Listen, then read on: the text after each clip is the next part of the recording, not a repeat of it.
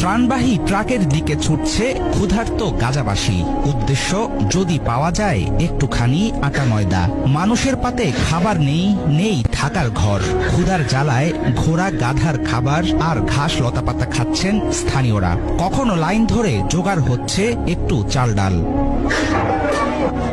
দুর্ভিক্ষ থেকে আর এক পা দূরে আছে গাজার 23 লাখ বাসিন্দার একটি বড় অংশ।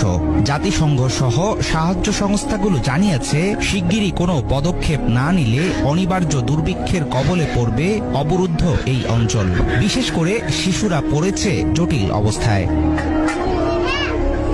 মানবেতর এই পরিস্থিতির মধ্যে গাজার উত্তরাঞ্চলের জন্য বিশ্ব খাদ্য কর্মসূচির ত্রাণবাহী গাড়ি আটকে দিয়েছে ইসরায়েলের প্রতিরক্ষা বাহিনী।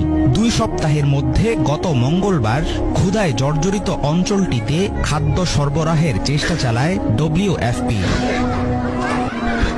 জাতিসংঘের ত্রাণ সংস্থাটির তথ্য বলছে, সীমান্তবর্তী ওয়াদি গাজা চেক পয়েন্টে আটকে দেয়া হয় খাদ্য সরবরাহের 14টি লরি। 3 ঘন্টা ধরে অপেক্ষা করার পর ত্রাণবাহী গাড়ি বহরকে ফেরত পাঠায় ইসরায়েলের প্রতিরক্ষা বাহিনী।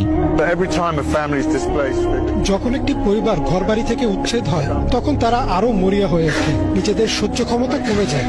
সত্যি এটা একটা বিবেচনার বিষয়। আমরা পুরো